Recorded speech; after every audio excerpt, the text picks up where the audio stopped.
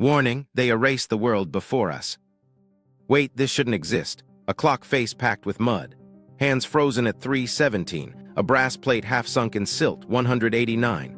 A doorway below today's sidewalk stares like a drowned eye. Above it, fresh brick. Below it, glass. Two men pry a window that used to be ground level 3 steps down into dirt. Not one building, a grid. They said regraded. They said basements were born that way. But the same buried pattern shows up in Moscow, Seattle, Melbourne, Odessa. Immediate stakes. If streets were edited, your history was too.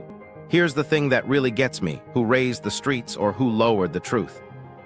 Immediate stakes, then proof. We follow receipts, not folklore. 3 pillars, 1 thread. And the reason we can finally test every claim in the next 60 minutes.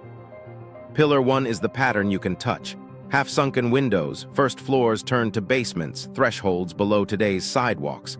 Not in a handful of towns, but across continents. The explanation is tidy. Cities raised their grades for drainage and sanitation. The photographs, ledgers, and utility vaults complicate that story. Pillar 2 is the energy switch. Spires, domes, and cupolas that map like an old antenna network. A patent boom in the 1890s followed by consolidation. Codes and insurance that quietly made legacy paths uneconomical overnight. If someone turned off a grid, you wouldn't announce it. You de-changed the rules. Pillar 3 is population movement. The orphan trains that moved hundreds of thousands of children inland.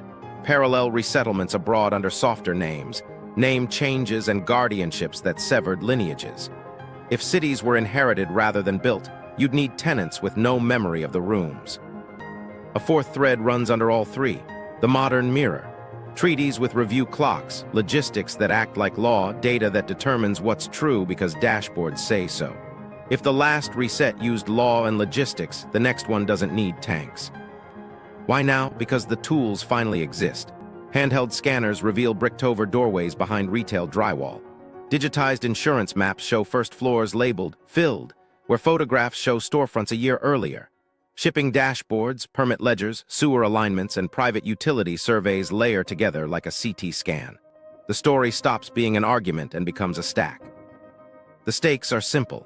If the last reset hid in paperwork and project schedules, the next one will hide in compliance updates and database merges. Before we argue motive, we need ground truth, literally. So we start on the sidewalk with a buried window, and we keep walking until the pattern can't be waved away. The buried city pattern. The first clue isn't exotic. It's a window that sits halfway under the pavement, vent grates, iron guards, a sash that opens into earth. In Seattle, guides lead tour beneath Pioneer Square, where the original street lies about 12 feet below the current.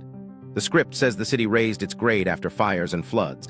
Down there you see storefronts, transom windows, cast iron columns, carved lintels, built to meet a sidewalk that no longer exists. In one block you count 3 generations of street, each new layer explaining the last, or trying to. While that was happening in Seattle, similar solutions appeared in the Midwest. In small main streets from Omaha to Butte, you find neat rows of half-buried arches. Newspaper columns describe beautification, sanitary improvement, regrading. The phrasing is curiously uniform, as if copied. The ledgers tell another story. Demolition permits outweigh new build approvals, yet the streetscape grows taller. You don't demolish a district to replace it with the same ornamental stone and then bury its first floors, unless the shell predated the paperwork. Unknown to them across an ocean, Moscow's historic basements mirror the same geometry. Tall arched openings with sills now below grade, light wells bricked flush with sidewalks, ornate stonework where nobody gardens. The narrative says, snow, drainage, progress.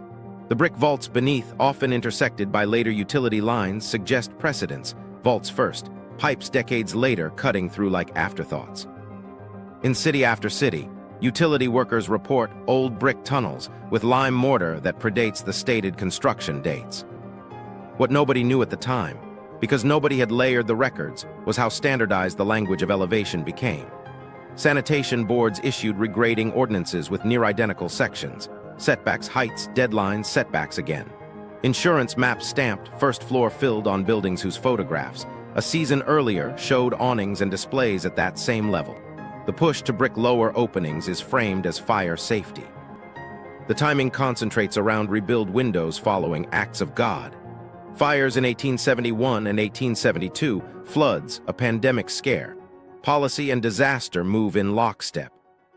This was the moment everything changed for the viewer standing at a boutique's glass. You knock. The owner lets you see the crawl space. Behind drywall is a finished arch, a lintel, a second doorway a foot beyond the first, dead-ended by fill. In the ceiling, a line of joist pockets indicates the original floor was lower. Meanwhile, your scanner picks up a bricked window behind the refrigerator case, its sill at knee height relative to today. The facade we treat as ground level was once the second story. 3 days earlier, something strange occurred in the archives. A contractor's ledger from 189 calls a central block a new build with a surprisingly short schedule. Compare the stonework to a photograph labeled 20 years prior. The same cornice, the same keystones, now cleaned. The new build lists procurements for brick and fill, not stone. The procurement suggests a renovation masquerading as construction. Fill goes in, doors become windows, windows become vents. Fire codes justify bricking the rest. Micro story, a clerk in 1901 folds a permit over a lunch pail. He scrawls, complies with sanitary elevation. Outside, workers tamp fill against a shopfront where a watchmaker used to stand and greet at grade. The watchmaker rents the upstairs until he can afford to cut a new stair to the street. When he dies, the granddaughter remembers a rumor that Granddad's window looked onto the street. She never saw it. The window became a shelf. While that was happening in New York, utility crews in London chalked arrows on cobbles slated to rise. Brick barrel drains from an earlier era course under planned curb lines. When streets rise, those drains become mystery tunnels. Over time, stories warp into folklore. The physical layers remain, but the reason is reduced to progress. But there was one problem: logistics. The horse and buggy did it in months, claim collapses under math. Move 1 million cubic yards without motorized conveyor while also quarrying stone, dressing it, glazing acres of window glass, and running rail to sites that don't yet have spurs. Numbers don't align. Meanwhile, photographs complicate the tempo. Scaffolds hop in snapshots, but carved ornament repeats like catalog parts already on hand. Less build-out, more fit-out. Impact ripples quickly. Once a district's ground truth, the real one slips, the next set of explanations inherits the lie. Basements become original. Sellers market garden level in neighborhoods that never had gardens below grade. Fire insurance rates drop if you brick every lower opening, conveniently erasing access. Sanitation crusades celebrate setbacks that standardize frontage and hide the old thresholds. In the aftermath, tenants accept the new story because the old door is literally gone. To understand why, we need to go back to the ledgers.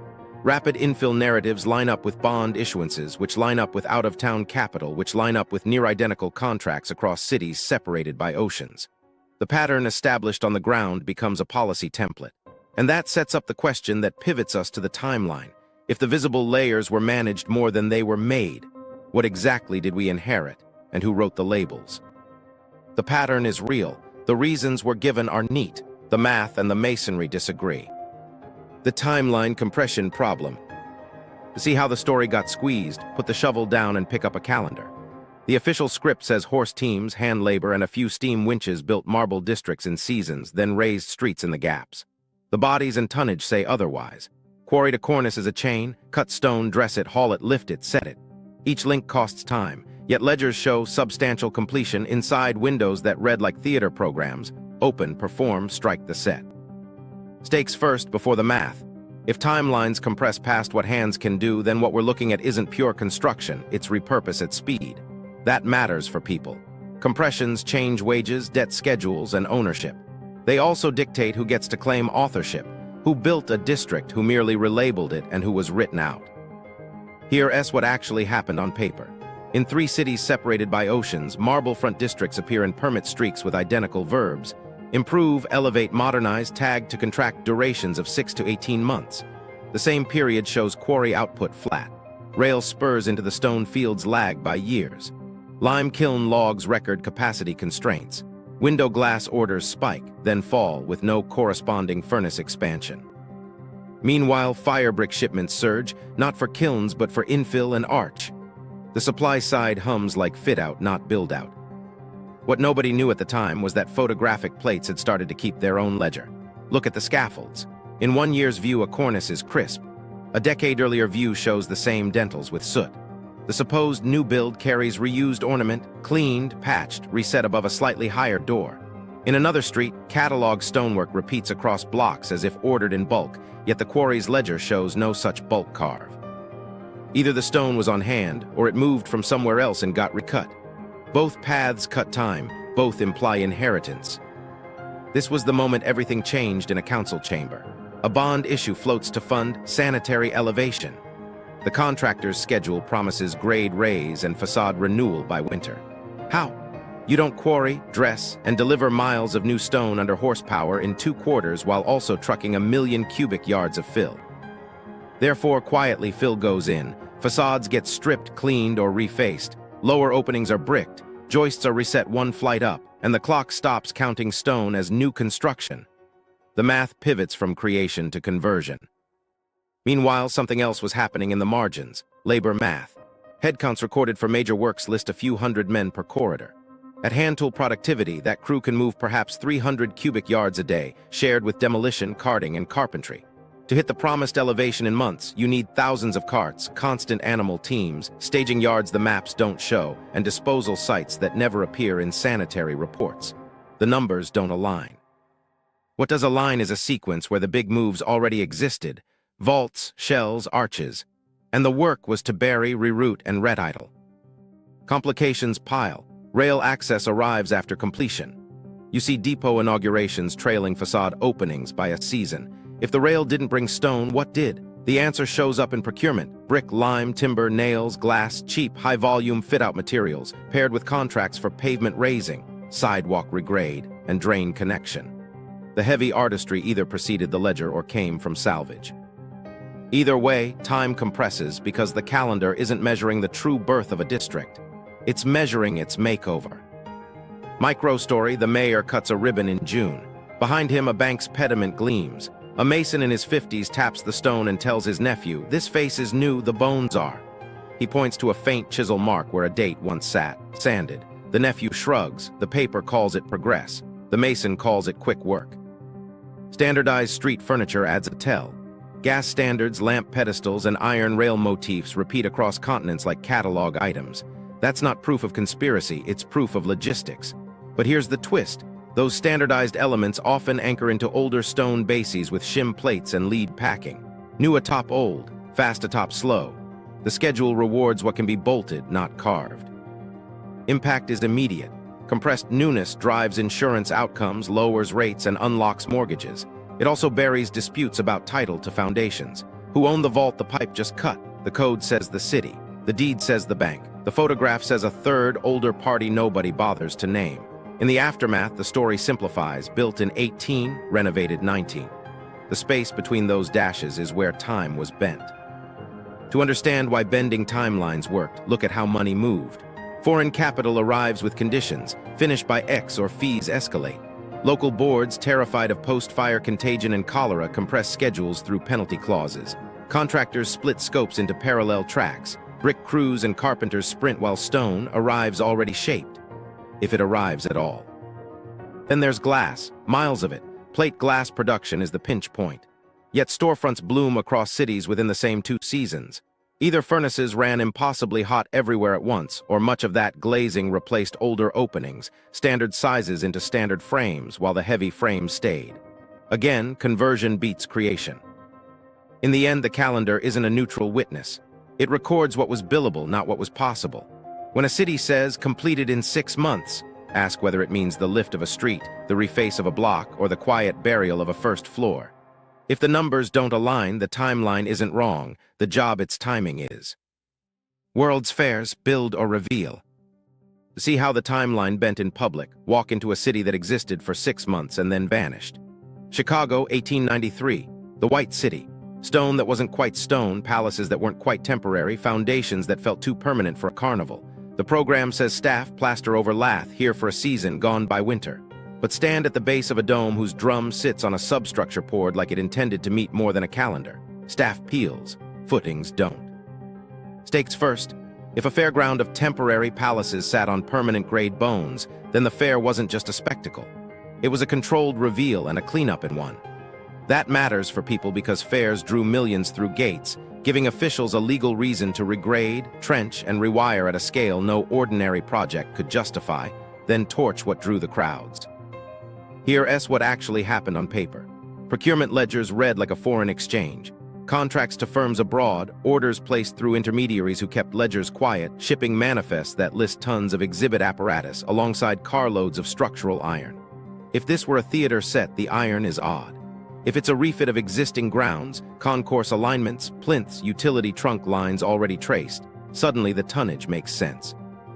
Meanwhile, something else was happening overhead: power. The fair sells electricity as a miracle. But diagram the distribution: domes capped with finials, towers laced with conductive paths, a web of grounded rails, and you get the outline of an ad hoc grid feeding more than bulbs. The fair lights the night masks rework. Under the promenades, crews open channels, splice feeders, lay vaults, gates close, risers stay buried, palaces burn.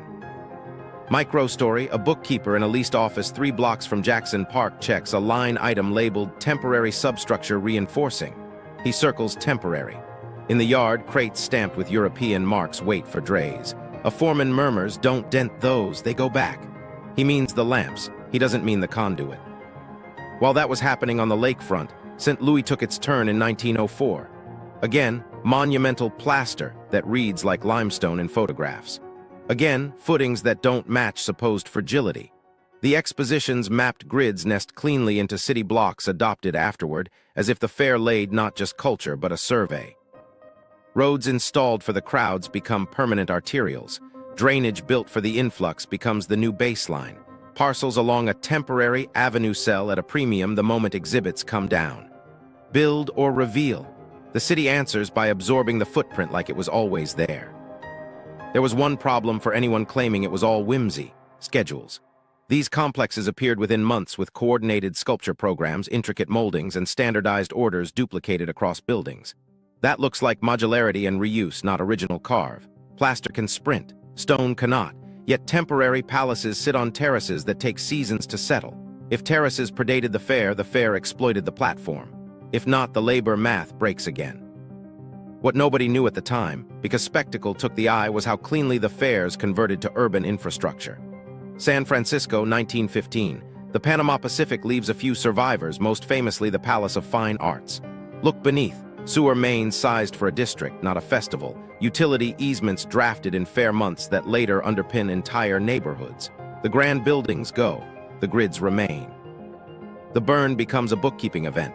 Claim demolition, reconcile insurance, erase questions. Then there's the ritual. Chicago dismantled and burned. St. Louis dismantled and burned. San Francisco dismantled, some burned, some salvaged. Fire simplifies documentation. Costs collapse to removal. What survives is explained as civic sentiment, a token left to memory. Meanwhile, the quiet hardware persists. Manholes with early dates, vaults accessible only from alignments that match fair plans, not later streets.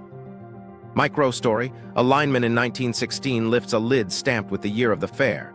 The cable beneath hums. He has no permit that matches the route.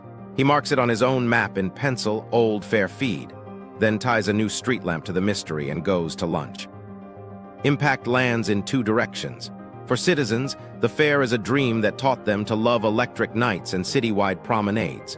For boards, it's a switch that allowed them to reset codes under cover of wonder. Temporary construction standards become a wedge to declare entire districts unsafe, making way for improvements. In the aftermath, ordinances harden. Finials must be grounded, domes must be fireproof. Certain materials quietly fail compliance. Lower openings disappear behind facade modernization. To understand why fairs were perfect vehicles, follow the money. Bonds sold on the promise of exhibits are spent on permanent works, tracks, wharves, culverts that outlive the gates.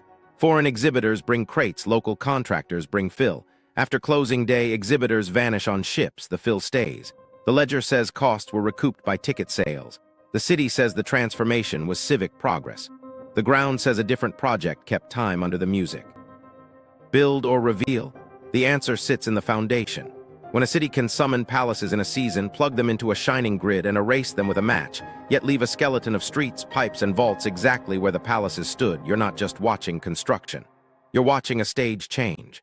The set burns, the theater remains, and the audience goes home remembering light, not the crew that rewired the house in the dark.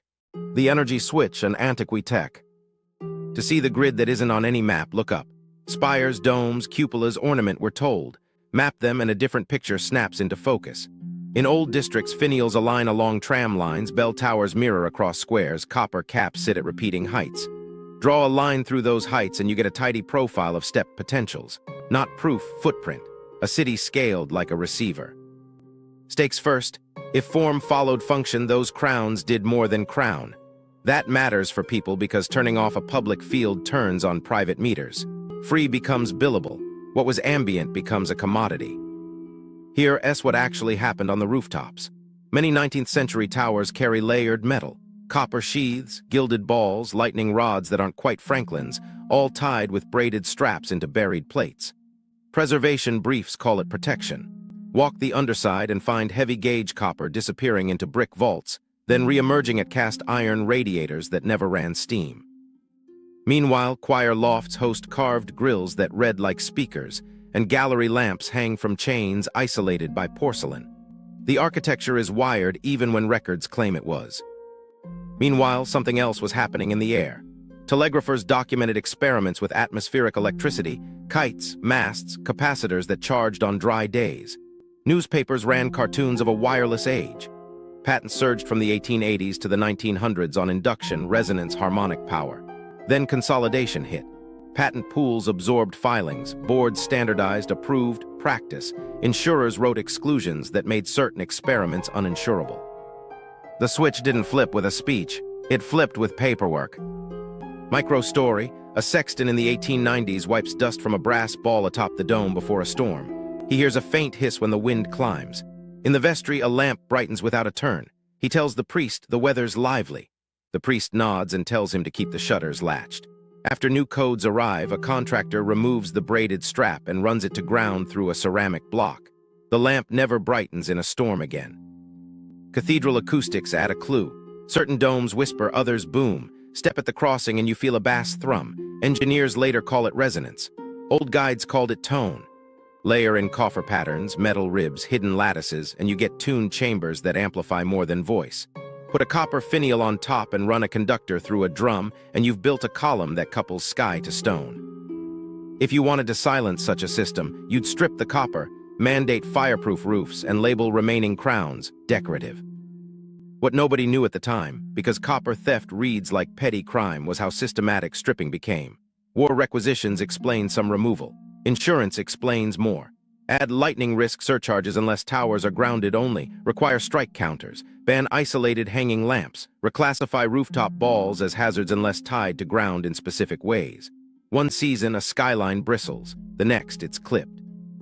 This was the moment everything changed in the code books.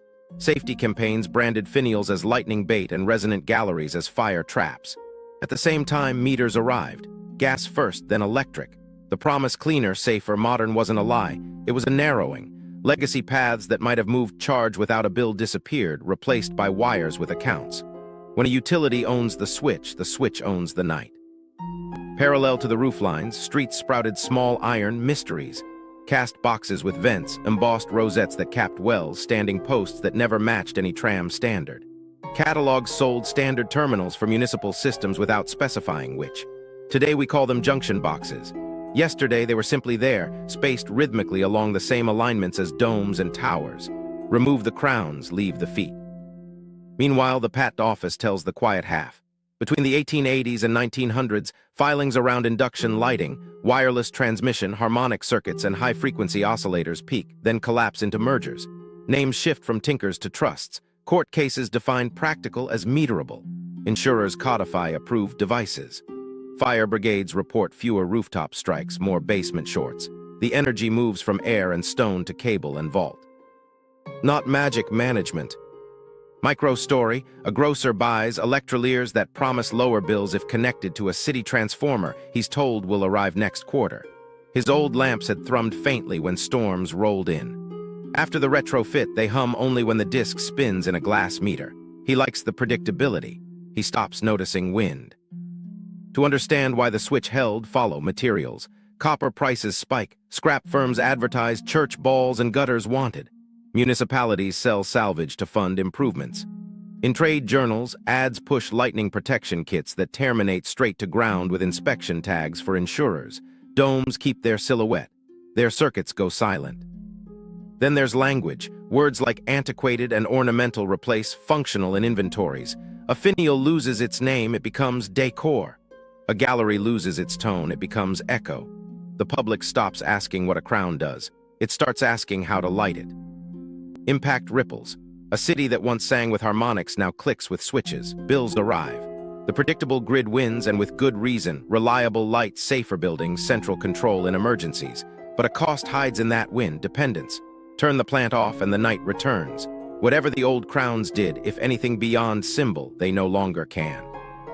So when you walk past a dome with a patched plate and a dull ball, ask two questions. What did this used to connect to? And who decided it should? If the answer lives in code minutes, salvage ledgers, and insurance clauses, then the switch wasn't just technological. It was legal. And that's how you turn off a city without ever cutting a wire. You redefine what counts as power. The Orphan Trains and population shuffles. To see how a city gets its memory changed, watch who moves in. Between 1854 and 1929, railcars filled with children left New York, Boston, and Philadelphia under banners that read charity and reform. Newspapers called them waifs. Conductors called them by PIN numbers. Town committees called them placements. The records don't agree on the totals, but the consensus sits in the hundreds of thousands. That's not a trickle. That's a repopulation program disguised as help. Stakes first. If streets were inherited, not born, someone needed tenants with no past attached to the rooms. Children don't argue provenance. New names, new guardians, new trades, and a ledger that reads clean. That mattered on the ground. Farms short on hands gained boys. Sewing rooms gained girls. Courthouses gained files that say adopted without a parent to contest the line. Here's what actually happened at the depot. Agents from charities lined platforms with children in their best clothes. Committees of local worthies arrived with checklists, church ties, temperance oath, promises of schooling. Placements were made on the spot. Some families cherished the arrivals, others treated them as labor. In the first weeks, telegrams bounced between town halls and sending agencies, missing children, reassignments, disputes over wages. Then the trail thinned. Files closed. Names changed to fit new homes. What nobody knew at the time, because nobody cross-indexed the runs, was how the trains mapped onto fresh rebuild corridors. Counties that had just modernized streets received higher consignments. Towns near regraded districts reported quicker placements. In the Carolinas, bind-outs were logged near mills that advertised dormitories not on any earlier maps. In the Midwest, agricultural societies praised the moral uplift of filling empty pews with young voices. Empty pews after a decade of fires and moves. Micro story, a boy named Thomas arrives in Kansas with a number pinned to his jacket. The farmer who chooses him says he looks strong. On the ride out, Thomas asks about the town. The farmer points at a row of handsome buildings with half windows and says, "They fixed the street when the floods came. We've been improving ever since." Thomas nods. He has no memory to contradict the line. Meanwhile, something else was happening in courts. Guardianships created legal distance between past and present. Judges approved name changes en masse. Clerks copied entries from old ledgers into new books with corrected parentage. Orphans imported from the coast became native sons in a paragraph. When they came of age, they married, opened shops at what had been second floors, and passed on the story they were given. Nobody meant harm in the telling. The harm was in the blank spaces.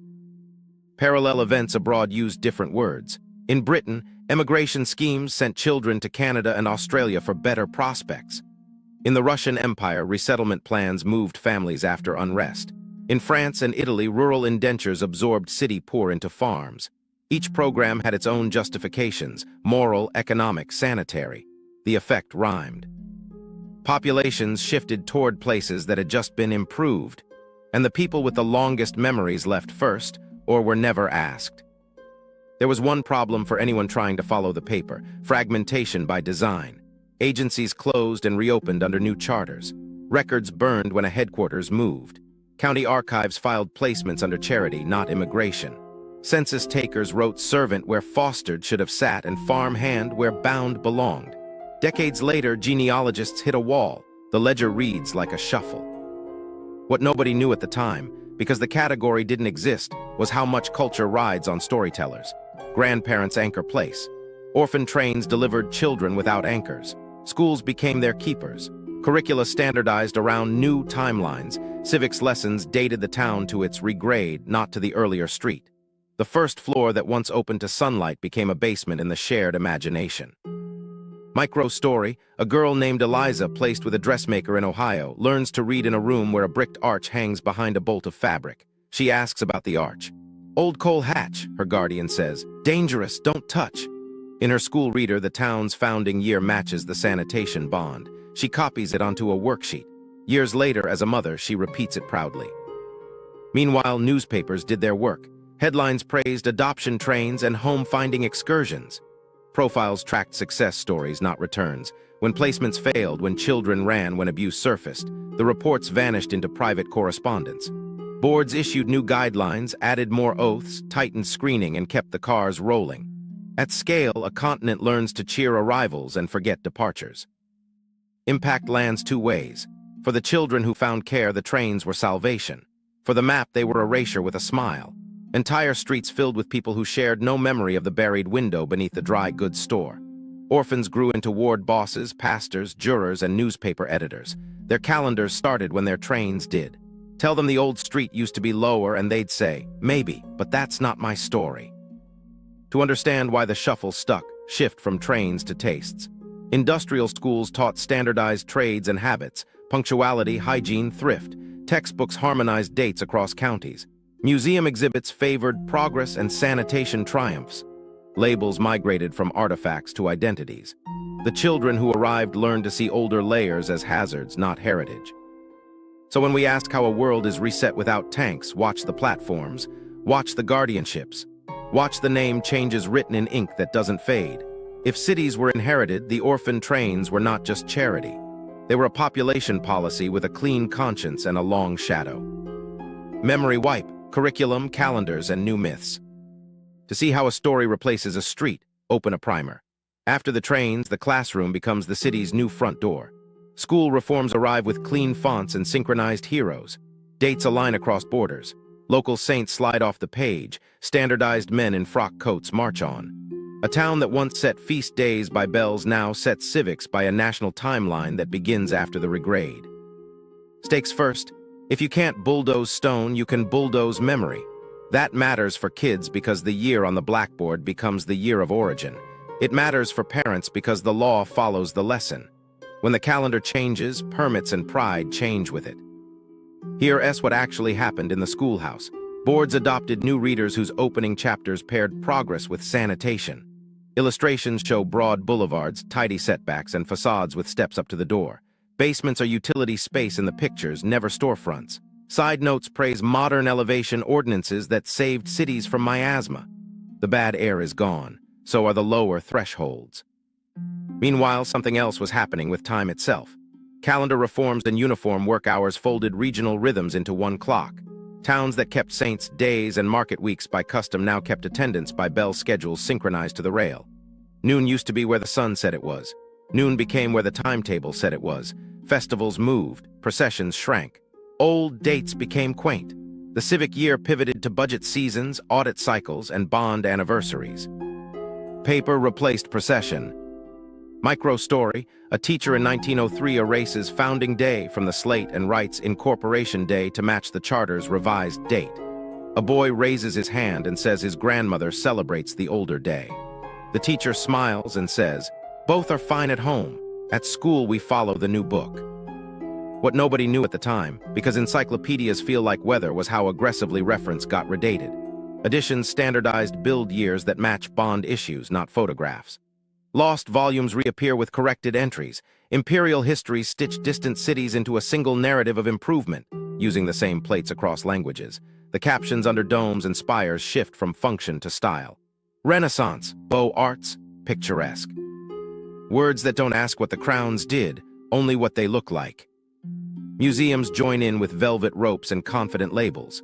Preserved becomes a new word for locked meaning. An arch behind drywall is unsafe, not earlier. A finial is ornament, not terminal. The glass is true. The caption narrows the question. In storage, surplus plaques with older dates get quietly deaccessioned. When the public asks, curators point to the card. Newspapers do their part. The progress lexicon, beautification, sanitary crusade, regrade, modernization, travels column to column, city to city, like a wire service for forgetting. After each disaster window, the same adjectives appear in the same order. Once you've read 3 clippings, you can guess the 4th. Vocabulary becomes policy by repetition. There was one problem for anyone trying to keep the older scene visible: early photography's touch-ups.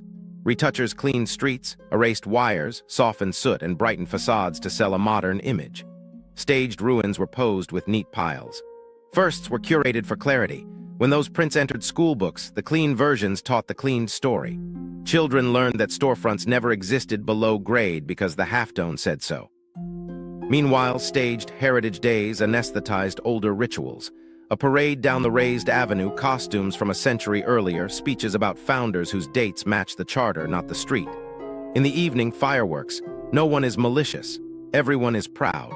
The new myth lands softly because it offers belonging. Micro-story: a girl stands in a museum before a model of her town labeled circa 1875. The miniature show steps up to every door. She asks the docent why her grandmother's scrapbook has a photo of a shop at sidewalk level in circa 1874. The docent says, "Artists simplify." The girl nods and memorizes the model for the test. To understand why this worked, follow the bureaucrats. Standard curricula came with funding. Compliance earned grants. Deviations risked cuts. Textbook committees borrowed from neighboring states borrowed back. Within a decade, a web of consensus formed that equated modernity with elevation, safety with bricked openings, and piety with the blank wall where a door used to be. Calendars sealed it. Civil service exams scheduled on new holidays, banknotes printed with anniversaries of charters, monuments unveiled on centennial dates that count from the regrade. If you want to honor the town, you sync to the adopted year. If you don't, you look difficult. Even churches adjusted feast calendars to parish realities, confirmations on audit weekends, processions on school breaks. Impact is personal. People stop seeing the bricked arch as a mystery and start seeing it as clutter.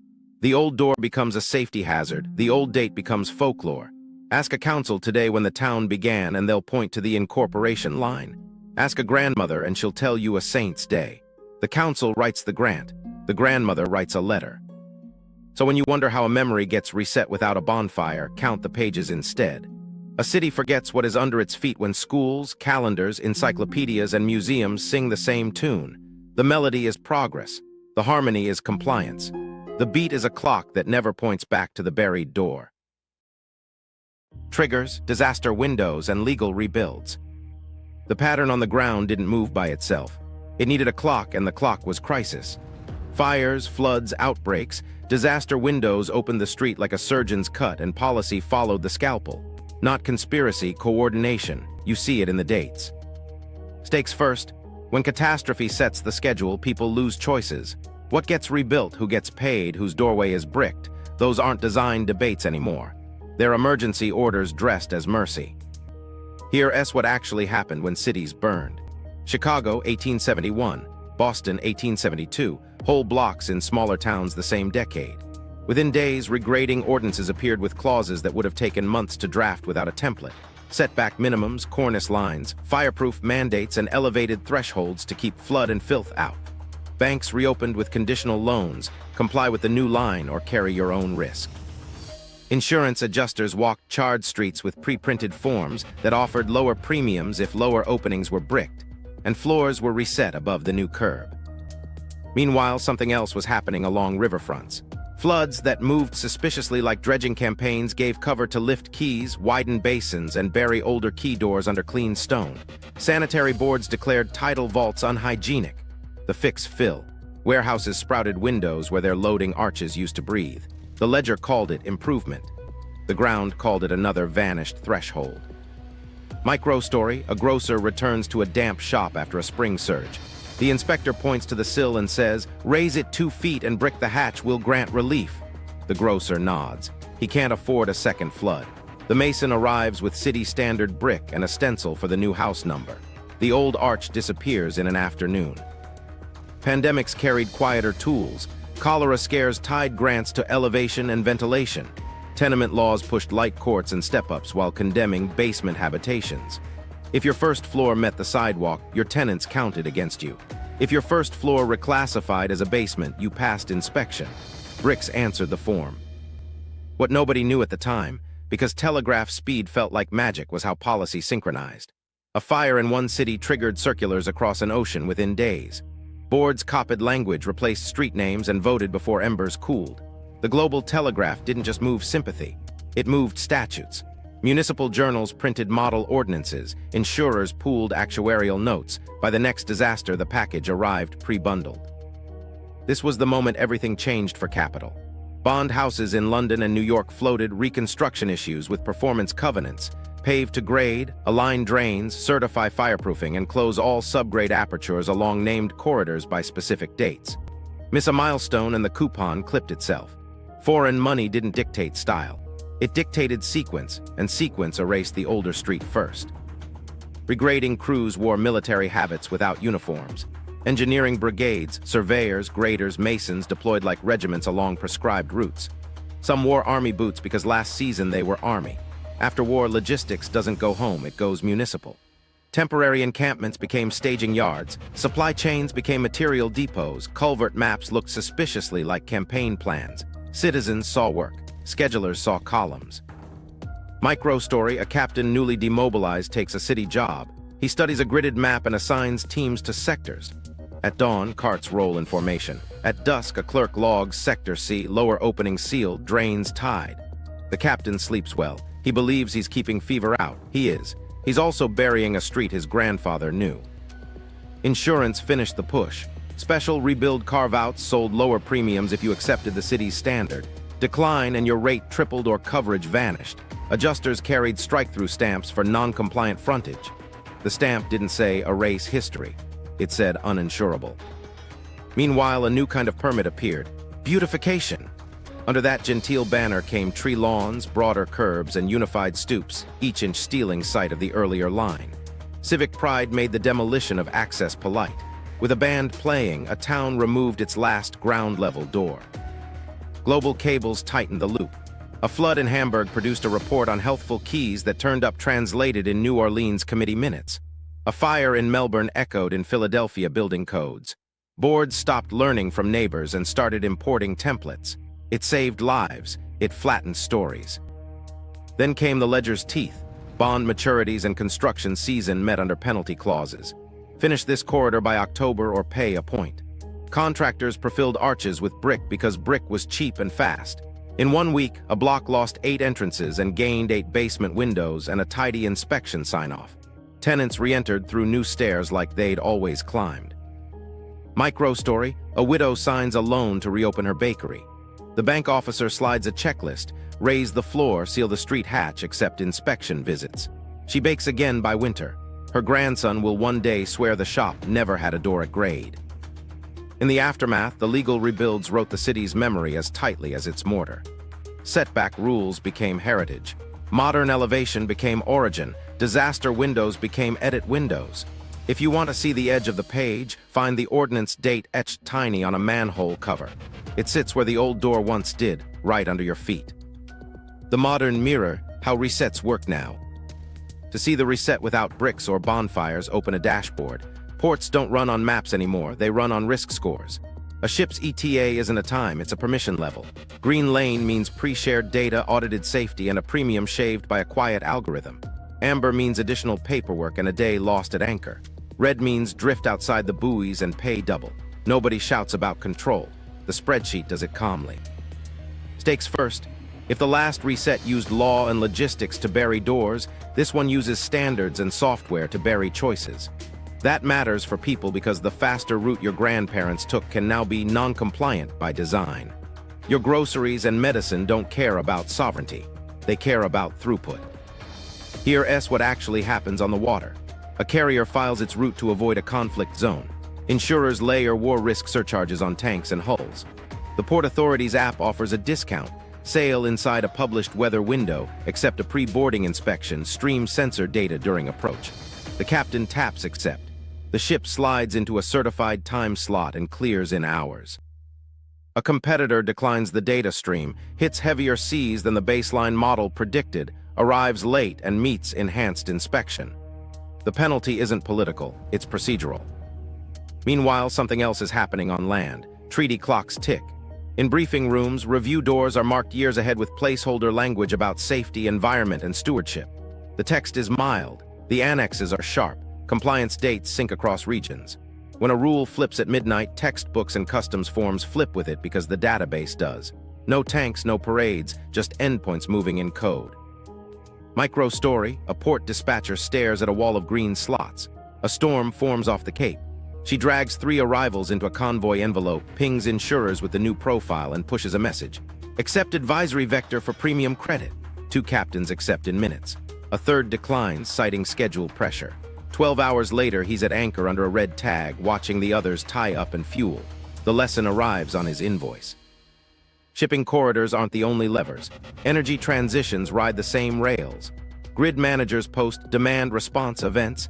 Plants bidding on capacity must meet emissions factors set by regulators who read dashboards built by private firms.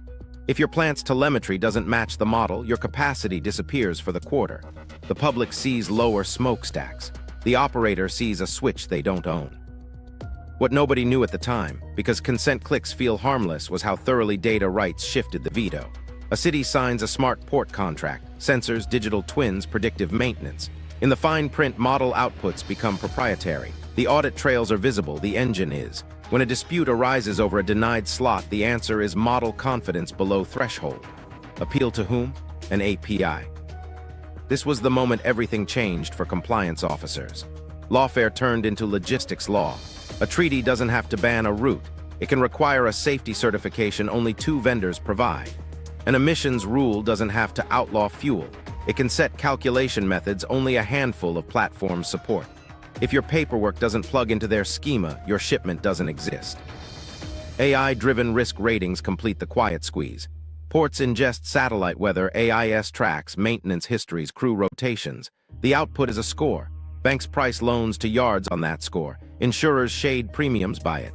Governments point to it when a queue forms during a crisis. The rhetoric says neutral science. The impact says sail where the model can see you. Micro story, a mid-sized carrier inks a seasonal contract with a retailer. The clause reads, certified Southern lane when Red Sea risk exceeds Index X, the captain doesn't need a diplomat to explain the shift. He needs the port's clearance app to glow green. It does, because the company pre-agreed to the sensor package, the inspection slot, and the convoy tempo. He sleeps. The paperwork sails him. Pandemics proved the template. Standards beat sovereignty in practice. A country could declare its border open. A certification layer could still stall a shipment at origin. A lab code on a screen gate kept more effectively than a guard at a fence. When the emergency eased, the scaffolding stayed. Drills became procedures. Temporary fields in back office systems locked into required columns. Energy is the lever that makes everything else move. Who controls the on-off switch controls the night. Carbon accounting pushes fleets into approved corridors that can document lower idle time. Ports that stream emissions telemetry become trusted. Those that don't get priced out. The story on the signboard says green. The footnote says compliant. To understand where this goes, watch the treaty calendars and the port procurement lists, not the speeches. When open standards quietly narrow to approved vendors. When insurers publish premium bands keyed to a single dashboard. When convoy advisories come with discount codes, you're reading the new regrade. Streets aren't lifted. Risk is. Impact lands in daily life like a soft tax. Fewer screaming shortages, more quietly higher prices. More out for verification labels on goods, fewer bargains attached to routes with too much variance. And the buried door we started with? It's still there, now with a QR code on the sidewalk that links to a model of the district circa 1905, sanitized and synced to the charter date. So the mirror is clear. Last time, law and logistics made basements. This time, standards and software make lanes. If you want to see the reset, don't look for rubble. Look for rules that move faster than anyone can vote, and for maps that redraw themselves while you sleep. The next reset, soft choke, hard rewrite. No tanks, no rubble. Just a letterhead, a checklist, and a deadline that arrives like weather. The next reset won't look like a revolution. It'll feel like a compliance update you can't afford to ignore. Start with a soft choke, access denial by spreadsheet. A mid-rise landlord opens an email-flagged safety upgrade directive. The city has adopted a harmonized urban code. It reads clean seismic reinforcement, fire separation, flood resilience.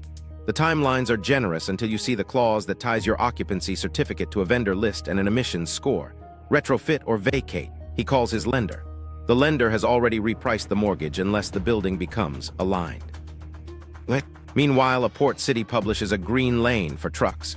To enter, fleets need certified telemetry, idle time caps, and quarterly maintenance uploads. Small operators can't afford the sensor kit or the downtime. Within 6 months, the only rigs left in the corridor belong to firms that sell the data with the diesel. No blockade, just a narrowing gate. Currency rails follow. A utility rebate arrives in a digital wallet tied to carbon factors. Spend inside approved corridors and the credits apply. Try to buy fuel at a depot outside the model's envelope and the transaction pings for additional review. You still can, technically. You just won't practically after the third delay fee. At scale, an entire district prefers the path the model loves and forgets the street it used to take. Schools update faster than parents. Curriculum ships over the air. A history unit swaps on a Sunday night. Monday's lesson says the city's founding aligns with incorporation, not the earlier street. Teachers nod, content compliance keeps funding smooth. By Friday, assessments sync to the new dates. A child brings home a worksheet where the bricked arch behind the grocer's shelf is labeled Coal Hatch. She writes it neatly because the rubric rewards it. Monuments don't topple, they recontextualize. First, a plaque reframes the figure, then a fence arrives for assessment. Then a QR code links to a dashboard that lists site risk, maintenance backlog, and community impact, scored by an index no one local can audit. Insurance refuses coverage until recommended mitigation proceeds. A crane comes at dawn. The base remains. The memory narrows to a thumbnail. Housing eligibility shifts bodies quietly. Credit scores now ingest risk ratings tied to neighborhood resilience. Apartments inside certified corridors boast lower deposits. Outside them, leases demand months up front. Couples with budgets move where the index points. Children follow schools that follow funding. 10 years pass and a map looks like a deliberate plan, though no meeting needed to draw it. Just incentives that compound. Micro-story, a baker gets a notice. Kitchen ventilation non-compliant after code revision. He calls his installer. The approved list has changed. His ductwork is fine, his paperwork is. To keep his permit, he accepts a new unit with a telemetry port that feeds a municipal model. His bill drops slightly, his latitude drops more. When a holiday rush pushes his oven past the model's peak, a warning appears on the inspector's screen. He thought the city would never see inside his kitchen. Now the city calls before dawn. The hard rewrite arrives in emergencies. A storm cuts power across a swath of the coast. Recovery protocols prioritize critical corridors. Hospitals light up first, data centers next. The neighborhoods tied to microgrids that hit compliance thresholds last quarter, the rest wait. In hearings months later, officials say the prioritization saved lives. They're right. They also established a precedent: resilience equals conformity. Law follows practice. A treaty review opens in a quiet conference room. The draft doesn't ban anything. It adds minimum operational safety for southern shipping windows, verified emissions factors for bunkering, auditable SAR coverage for convoy inclusion. Every item sits inside software 2 vendors supply. The vote is unanimous because no one wants to be the spoiler for safety. In a season, a corridor becomes a policy, then a habit, then a price. Micro-story, a homeowner applies for a rooftop repair after hail. The permit portal flags historic profile. An option appears. Facade modernization incentive if he accepts a standardized cornice and a step up to meet the harmonized threshold. His insurance premium drops if he checks the box. He does. The bricked arch behind his pantry becomes a permanent myth in the family, not a feature on the street. Archives seem safe until the cloud deduplicates. A library scans city directories, then merges near duplicates by algorithm. Small variations, an earlier street name, a vanished shop listed at basement grade, disappear. The public portal feels faster, cleaner, complete. A researcher notices a gap and emails support. The ticket closes with records consolidated per retention policy. A month later, the brick behind the grocer's shelf is 1 photograph lighter in the world. Here's the tell that the reset's underway. Deadlines move faster than votes, discounts arrive faster than debates, maps update without minutes. No tanks, just rules that make older paths expensive and older meanings obsolete. People adapt because adaptation keeps the lights on. The city purrs. The buried door goes dim in the new model, still there in stone, absent in code. And once absence appears on a dashboard long enough, it becomes truth you can print on a worksheet and teach before lunch. Field tests and red flags. If the next reset arrives by checklist, you'll see the dry run first. It won't announce itself. It'll look like a streetscape facelift that turns keys into bricks again. Start on a block posted for beautification. Overnight, contractors lay new stone skirts along facades. The result is crisp, fresh curb, uniform stoops, tidy railings. Then you notice every old grate at sidewalk level is gone, and the half window that once breathed a cellar is now a blind plaster panel. The explanation reads like poetry: harmony, accessibility, storm hardening. The effect is practical. First floors become basements, again under a better font. Micro story: a cafe owner shows you where her original door sat, waist high beneath the new step. She points to a delivery hatch the city sealed for safety. Her evening crowds call the alcove cozy. She calls it lost air. On the invoice, the line item says facade modernization. Nobody writes access removed. Quiet demolitions follow crises. During a heat wave, unsafe heritage stock gets fenced and evaluated. A week later, the facade is propped with timber, the interior declared beyond salvage, and excavators roll at dawn on a Sunday. A press release thanks crews for swift action. A notice of salvage auctions appears 2 months later. Doors, ironwork, a copper ball, all detached for reuse. The site becomes a surface lot pending resilient redevelopment. No arson needed when policy breathes like weather. Sensors replace surveys. A district signs onto a smart streets pilot. Overnight poles sprout with boxes, manholes hide wireless pucks, roofs gain environmental arrays leased by private partners. The dashboard looks noble: air quality, noise, vibration, pedestrian flows. But when a dispute arises about a building's soundness, the private model provides the verdict. The city defers, according to telemetry. Historical exemptions evaporate because software doesn't display them. The building fails a line no local can see, and the bulldozer's fuel is labeled science. Micro story: a volunteer archivist scans bound ledgers at midnight, thrilled the collection will live online. 3 months later, she searches the portal for an 1874 directory and finds one entry where 2 existed, duplicates consolidated. The deleted version is the only one that listed a basement business at grade. Her ticket to support returns a polite sentence: improved clarity. She prints her paper copy and locks it in a drawer. Watch the pipelines that move people. Foster systems expand under words like capacity and continuity of care. A regional shortage adds a fast-track placement protocol across counties. Data follows children while names shift to protect privacy. Placements cluster in towns with fresh code upgrades and green lane schools. The map shows compassion. The effect shows repopulation patterned by compliance. No conspiracy, an algorithm optimizing beds. But the result echoes a century ago. A neighborhood's memory thins where the model prefers. Then the drills that never end. Emergency exercises become quarterly tempo: evacuation routes, convoy timing, shelter inspections, simulated closures of non-compliant blocks. Businesses learn to live inside cones and colors: green corridor open, amber under inspection, red reserved. When an actual storm hits, the drill becomes the rulebook. Streets flagged legacy risk during practice get the longest detours, and after cleanup, the detour remains because the model performed well. Habit outlives hazard. Red flags in paper are softer. Procurement notices begin citing interoperability with Alliance Standard. The spec names no brand, yet only 2 vendors qualify. Heritage waivers now require telemetry that only those boxes produce. Small towns accept because the grant pays. In a year, a corridor's definition is whatever the boxes can measure. The rest fades to gray. Micro story: a mason restores a cornice by hand. The inspector praises the craft and fails the job. The new code demands a harmonized profile. A catalog piece arrives by truck, lighter, compliant, wrong. The mason bolts it to his work, then scratches his initials where no one will see. He shrugs. He wants the permit signed. Freight mirrors the street.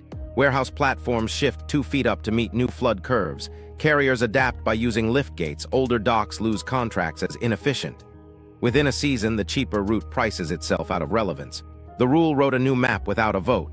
The invoice says resilience surcharge. Shoppers see a steady shelf and a creeping price. Archives digitize, then deduplicate, then purge under retention policies that favor the cleanest copy. Photo repositories optimize best quality and hide the messy plate with the inconvenient shadow of a ground-level awning. A generation later, reference images teach a street that never was. When a local protests, the screenshot wins. And the most telling test: a pilot heritage resilience program offers credits if owners enclose ground-touching openings, insulate subgrade spaces, and accept sensors to verify performance. The credits are real, so is the seal. Blocks stack plaques like merit badges while their last visible thresholds vanish under tasteful cladding. A tourist takes a picture of progress. A child asks what used to be there. The guide scans a QR code and reads the sanction line. These are the rehearsals. They don't kick doors at midnight. They sand them flush at noon, add a grant, and call it safer. If you want to see the reset while there's still time to name it, trace what gets standardized. Facades, sensors, routes, records. Then ask a harder question in every meeting that says improve. What disappears here and who decided the model? Countermeasures, receipts, redundancy, resistance. If resets work through paperwork and models, the counter isn't outrage. It's receipts. Real ones, ground-truthed, mirrored, tamper-evident, and boring enough to survive a policy cycle. Start local, scan the block before it's beautified. Not pretty flyovers, structured captures that register every lintel, bricked arch, and manhole date. A contractor with a tripod LiDAR can map a facade in an afternoon. Pair that with ground-penetrating radar passes along curb lines to mark vaults and buried thresholds. Don't hoard the files. Write them twice. One copy in your city's archive with public hashes. One copy mirrored off-site with independent custodians. Libraries, universities, even church basements that keep paper as if it mattered. When the portal deduplicates, the hash proves what was lost. Micro-story. A librarian in 2026 receives a thumb drive from a mason. He says, "It's just my block." She nods, checks the checksum against a posted list, burns 2 archival disks, prints an index page, and mails a 3rd copy to a sister branch out of state. 3 years later, a modernization removes the cafe's old vent. The city's record shows nothing ever there. The hash says otherwise. The image reacquires its weight. Open standards are oxygen. If models drive policy, demand the model's skeleton. Cities can write procurement that requires exportable formats, versioned code, and explainers any auditor can run. Insurers already love audit trails. Give them ones the public can see. Baseline nowcasts, public weather, open AIS, community sensors, can feed a minimum viable corridor map that nobody owns. Private layers can keep their edge. The floor belongs to everyone. Set up an evidence shelf. Not metaphorical shelves in rooms that don't move. Box files with printed permit runs, ledger scans, and photographs annotated with dates and camera positions. Digital copies live in 3 places: local, regional, and a volunteer-run memory mesh that publishes integrity proofs weekly. The dullness is the point. Paper doesn't crash when the app updates. Micro-story, a school custodian unlocks a storage closet for a history teacher. Inside, stacked bankers' boxes with labels, Main Sent LiDAR 2025, manhole plate log, bond minutes facsimile. A student traces a bricked arch on a printout and writes, "Here." 10 years later, the student sits on council. She knows where the door used to be because she held the paper, not a thumbnail. Insurance cooperatives are a lever. If premiums enforce compliance, create community risk pools that compete on transparency. Co-ops can offer credits for owners who share telemetry to an open dashboard and who publish scans before changes. Underwrite heritage utilities the way we insure roofs, functional layers protected even when facades update. If an owner hammers a vent shut, the rate reflects the increased risk from lost egress and airflow. The carrot is a discount. The stick is an actuarial table that counts erasure as exposure. Inventory the crowns before the code clips them. Catalog domes, spires, finials, conductors, and buried plates with photographs, measurements, and continuity checks. Not to prove magic, to prove function. If a copper strap ties a dome into a vault, mark it, photograph the termination, file the diagram. When a contractor calls it ornamental, the diagram says otherwise. The goal isn't to freeze the skyline. It's to preserve the record that these were circuits, not only silhouettes.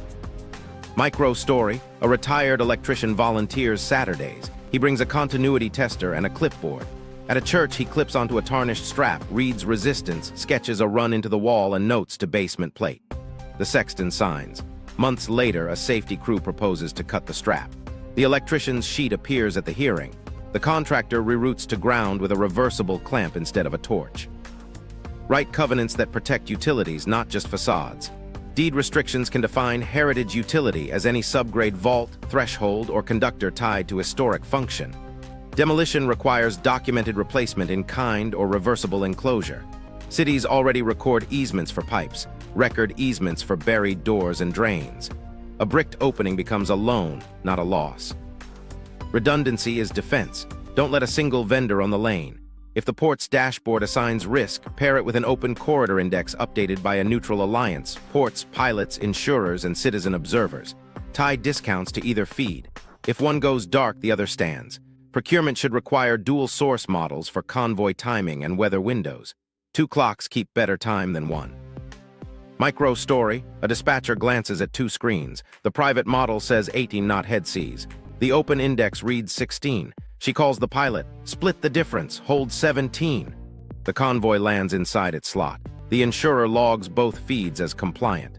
Next season, the city renews the open index contract because it saved 3 arrivals. Finally, practice civil disobedience that looks like maintenance. When beautification threatens a threshold, ask for reversible work, removable infill panels, documented tiebacks, and plaques that state original ground line. If the model demands enclosure, negotiate inspection ports and air bricks. Refuse amnesia disguised as safety. None of this stops a storm or a treaty clock. It does something quieter. It preserves proof. Resets thrive on blank spaces. Receipts fill them. Redundancy keeps them. Resistance measured, documented, calm makes officials explain their models aloud. And every time a child can point at a bricked arch and say, "We know what that was," the next rewrite has to work harder. That's the point. Make forgetting expensive. Make remembering routine. Then hand the shelf key to someone who isn't going anywhere. False ending. The comfortable answer versus the real one. It's tempting to stop here with the tidy line. It was all regrading and progress. Streets were unsanitary, fires were frequent, planners modernized, end of story. That answer feels good because it excuses everything we've seen as a side effect of improvement. No actors, no choices, just history sanding rough edges until the city shines. If you only read proclamations and postcards, the tale holds. But the math won't sit still. The comfortable answer says temporary fares rose fast because plaster is quick. Yet foundations outlived the fireworks, grids snapped into city blocks, and utilities sized for districts appeared under exhibit budgets. The comfortable answer says horse teams built marble in months because civic spirit ran high. Yet quarry output stayed flat, railheads lagged, glass furnaces didn't multiply, and fire brick shipments dwarfed carved stone. The comfortable answer says rooftops wore crowns as ornaments until lightning safety demanded they be clipped. Yet conductors ran into vaults, radiators stood where no steam flowed, and copper vanished alongside the first wave of meters and codes. If you accept the tidy line, you have to ignore the ledger pivots, the switch from creation to conversion that appears across oceans in the same seasons. You have to ignore the bond covenants that set deadlines architecture couldn't meet without inheritance. You have to ignore the synchronized ordinances that closed subgrade apertures within days of disasters, written with language that reads like it was copied, not drafted. You have to ignore the way photographs quietly betray reuse. Soot on dentals years before new construction. Chisel ghosts where dates were sanded. Shim plates mating catalog iron to older stone. Here's where it gets uncomfortable. The fairgrounds weren't fantasies, they were farewells. Palaces served as magnets, pulling millions through gates while crews below reset the city's skeleton, then burned the bait and left the bones. The energy story didn't evolve politely. Someone turned a key. Not a literal switch in a tower, but a cascade, codes reframing function as hazard, insurers pricing legacy paths into silence, consolidation absorbing patents that pointed away from billable wires. The people didn't vanish, they were reassigned stories. Children stepped from trains into towns with bricked thresholds and learned calendars that began at incorporation, not at the door under dust. If you want the comfortable answer, you can keep repeating modernization until the word loses meaning. It explains everything by explaining nothing. Progress is real, no question, but progress doesn't require erasing provenance or sanding dates. Something else rode its coattails. Law that made certain pasts uninsurable, logistics that buried access at scale, curriculum that synchronized origin myths with bond maturities, and archives that cleaned images until evidence receded. Micro story, a councilman in 191 votes yes on beautification. He wants shade trees and safer stoops. The line item 2 pages down pays for infill panels that erase ground-level doors. He doesn't notice, he's balancing a budget. 50 years later, his granddaughter to the museum reads the caption, "Founded 1873," and smiles. She donates his gavel to the case. The bricked arch behind the grocer's shelf 2 blocks away is never mentioned. You don't need a mastermind. You need incentives that rhyme. Bonds reward speed. Insurers reward enclosure, vendors reward interoperability, teachers reward testable dates, apps reward compliance. Together they write a city that insists it was always higher, always wired the same way, always born when the charter says. The false ending wraps those rhymes in virtue and sends you home happy. The real one asks uglier questions. Who benefited when older doors disappeared? Who billed when crowns fell silent? Who shaped the lesson plan that moved founding day to match a bond? Who owns the dashboard that decides which lane is safe? None of those questions undo genuine gains. Fewer fires, cleaner water, light at night. They simply refuse the amnesia bundled with them. So let's not tuck this away as regrading. The numbers don't reconcile. Ledgers, photographs, permits, and policies point to a different pattern. Reveal, refit, rename, crisis, code, compliance, stage, burn, survey, turn off legacy, meter the rest, move children, harmonize time, neat on paper, messy in people's lives. The comfortable answer lets you stop asking. The real one makes you look down, then up, then into a file box and admit that memory was managed. And once you see that, the buried first floor stops being a quirk. It becomes a signature. What the pattern really says. Power doesn't like upheaval, it prefers renovations that pass as housekeeping. That's the pattern the ground keeps showing, stagecraft that edits a city while telling it a story about improvement. The last reset wasn't a coup, it was a workflow. Law and logistics did the heavy lift, narrative did the ceiling coat. Look at the moves as one choreography. Disaster sets the tempo. Emergency ordinances set the lines, bond covenants fund sequence, insurers convert guidance into mandate, procurement narrows tools to approved gear, inspectors translate policy into brick. At street level, a door is bricked, a crown is grounded, a trench becomes a utility. On paper, the city acquires a new birthday. In school, the year becomes truth. The meaning isn't mystical, it's managerial. If you can't erase stone, you erase meaning. Reclassify thresholds as hazards, crowns as decor, galleries as echo. If you can't erase people, you erase memory. Move children, rename, redate, standardize lessons, and let photographs teach the cleaned version. A generation later, the questions sound impolite. The answers point to progress. The ledger smiles. It reads clinical until you add the human layer. A widow signs a loan that saves her bakery and buries a hatch. A sexton tightens a strap that once sang and later watches it cut. A child recites a founding date that fits a bond coupon, not a bell. None of them set out to forget. The system offered safety, credit, and belonging, good things while charging a hidden fee in provenance. Now the mirror holds. Today's resets move like yesterday's, only faster and quieter. Standards sit where granite sat, models where ordinances once sprawled. The levers rhyme, treaties that open review doors, dashboards that sort ships, wristbands that sort neighborhoods, curricula that swap over the air. The result is a city that believes it was always this high, this wired, this timed. What matters most isn't catching a villain, it's recognizing a preference. Power prefers edits that look like maintenance. It prefers liabilities turned into legacy risk, histories turned into brochures, doors turned into plaques. It excels at using real gains, clean water, safer streets, predictable light, as cover to retire older layers without saying so. So the signature we started with, the buried first floor, isn't a mystery solved by one cause. It's a receipt for the method. Reveal just enough to refit, bury what complicates, rename what remains, teach the rename until it passes as origin. When you collect enough of those receipts, the pattern speaks plainly.